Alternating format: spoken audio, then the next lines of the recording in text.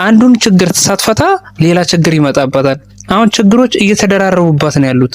የመጀመሪያውን ችግር ከብሩኬ ጋር ያላትን ጉዳይ ያንን ሳታጣራ ያንን ነገር ግልጽ ያለውን ነገር ሳታውቀው በዚህ ክፍተት ውስጥ ሌላ ሰው በመሃላቸው ሊገባ ጥረት እያደረገ ነው ያለው።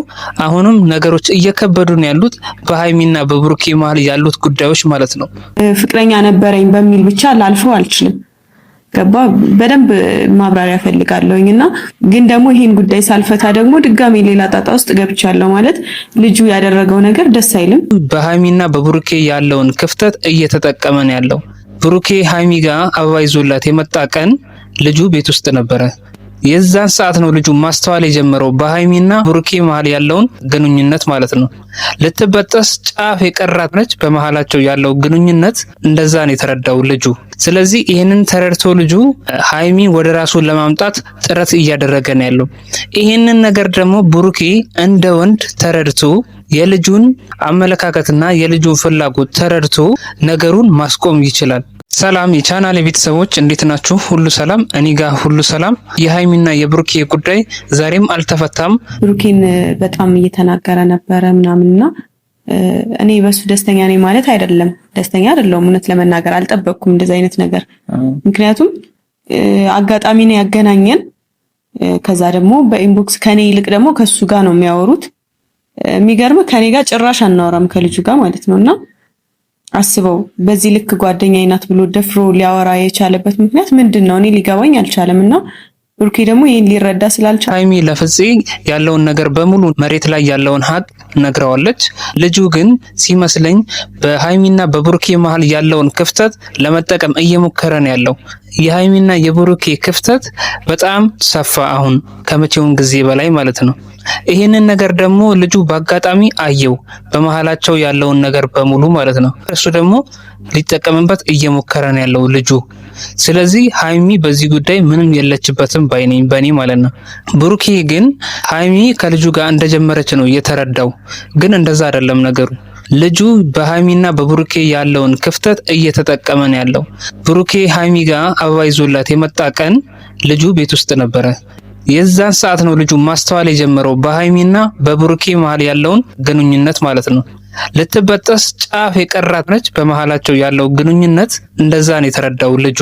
ስለዚህ ይህንን ተረድቶ ልጁ ሃይሚ ወደ ራሱ ለማምጣት ጥረት እያደረገ ነው ያለው።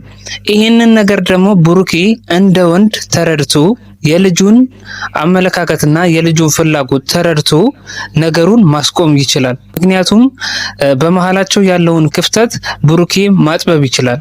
ያንን ካደረጉ ልጁ በመሃላቸው የሚገባበት ምክንያት ምንም አይነት ቀዳዳ አይኖረውም ማለት ነው። ስለዚህ ሃይሚና ብሩኬ መሃል ያለውን ችግር ሃይሚና ብሩኬ በደንብ አድርገው ይህንን ጉዳይ መፍታት አለባቸው ብዬ አምናለሁ። የመጀመሪያውን ችግራቸውን ቢፈቱና ቢቀራረቡ ይሄ ልጅ ወደ እነሱ መቅረብ ይችላል ብዬ አላምንም በራሴ ማለት ነው። ስለ ብሩኬ ማወቅ የምፈልጋቸው ነገሮች ነበሩ። ያለፈም ታሪክ ይሁን አሁን ላይ ያለ ይሁን ብቻ ማብራሪያ ፈልጋለሁ። እኔ የማላውቀው ነገር ስለሆነ ማለት ነውና ይሄ ሁሉ ጊዜ አላውቅም። እኔ ገባ እኔና እሱ አብረን በነበርንበት ጊዜ መሀል ላይ ይሁን ወይ በተጋጨንበት ጊዜም ሊሆን ይችላል፣ አላውቅም። ብቻ አላውቅም። ከዛ ሰው ጋር ግንኙነት ነበረው። ከብሩኬ ጋር የጀመረችው ጉዳይ አለ። ያ ጉዳይ እስካሁን አልተጣራም፣ እየተድበሰበሰ ነው ያለው። ብሩኬ ከልጅቷ ጋር የጀመረው ከኔ ጋር እያለ ነው ወይስ ከኔ በፊት ነው የሚለው ነገር ትልቅ ሀሳብ ሆኖባታል። ያ ነው አሁን እያሳሰባት ያለው ማለት ነው በዚህ ሰዓት። ይህንን ነገር ደግሞ ብሩኬ ነገሩን ቢያስረዳት ጥሩ ነው። እንዲሁ በደፈናው ያለፈ ታሪክ ነው ያለፈ ወሬ ነው ከሚላት ያለውን ነገር አንድ በአንድ ዝርዝር አድርጎ ቢያስረዳት ትረዳዋለች ብዬ አምናለሁ በራሴ። እንደገና ደግሞ ሃይሚ በጣም ችግር እንደሚወዳት የምታውቁት ቤተሰቦች አንዱን ችግር ሳትፈታ ሌላ ችግር ይመጣባታል።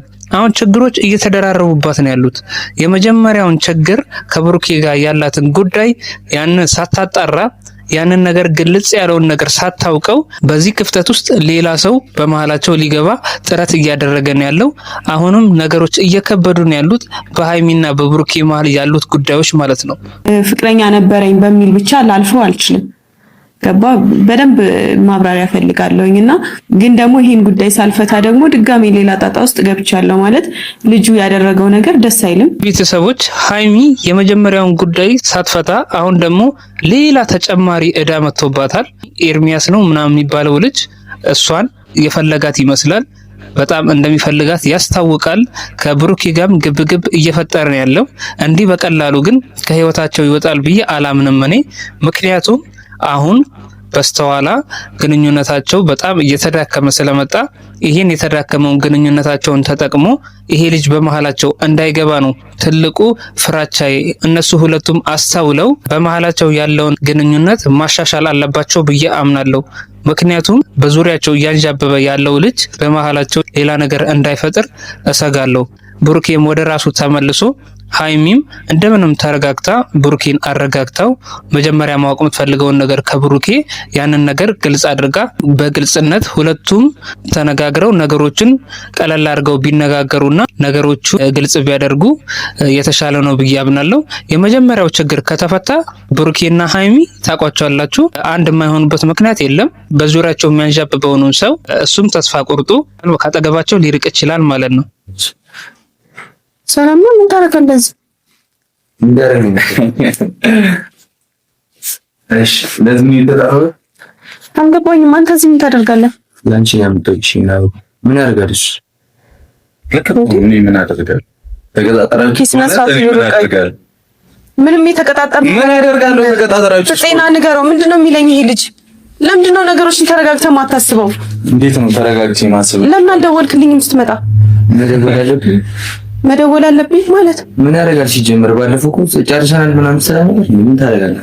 እሺ ሰላምና ከማውራታችን አሁን ብሩኬ የመሰለው ከልጁ ጋር ሌላ ነገር የጀመረች ነው የመሰለው። በዛች አጋጣሚ ልጁ እሷን አግኝቷት ወደ ቤት ያመጣት ቀን በዛች አጋጣሚ ተጠቅሞ እሷን የቀረባትና ሌላ ነገር የጀመሩ ነው የመሰለው ብሩኬ። በመሃላቸው ያለው ነገር ባይላላ ኖሮ እንዲህ ይዳፈራል ብዬ አላምንም። ሌላም ነገር አምጣለህ። የተግባር ሰው ነው እሱ ነው የሚያዋጣሽ። ምን ማለት ነው? አልገባኝም። እኔ ህይወት ላይ ድራማ እየሰራችሁ ነው። ማይሆን አትክጂኝም አይደል? በቃ ስነ ስርዓት። እኔም እንዳንተ ለነገሩ አዲስ ነኝ። እንግዲህ ቤተሰቦች ሀይሚ በመሃል ግራ ተጋብታለች። ምን ማለት እንዳለባት ራሱ ቃላቶች ጠፍተውባታል። ግራ ተጋብታለች። በዚህ ጋር ብሩኬ ያለ፣ በዚህ ጋር ደግሞ ልጁ አለ። ከብሩኬ ጋር በእርግጥ አይወዳደርም፣ ግን አንድ ሰው ቤታችሁ ሲመጣ ያው ሂድ ብላችሁ እንደ ውሻ አታባሩትም። ይከብዳል በጣም። ብቻ በመሃል ላይ ሆና ግራ ተጋብታለች። አንዴ ወደ ብሩኬ ትዞራለች፣ አንዴ ወደ ልጁ ትዞራለች። በጣም ከባድ ጊዜ ነው እያሳለፈች ያለችው ሀይሚ። እንግዲህ ቤተሰቦች የዛሬው ቪዲዮ ይህን ይመስላል። ብዙም ጥሩ አይደለም ዛሬ ያየነው ነገር። ጥሩ ቀን ያምጣልን ፈጣሪ። ሰላም ሁኑ። ቻው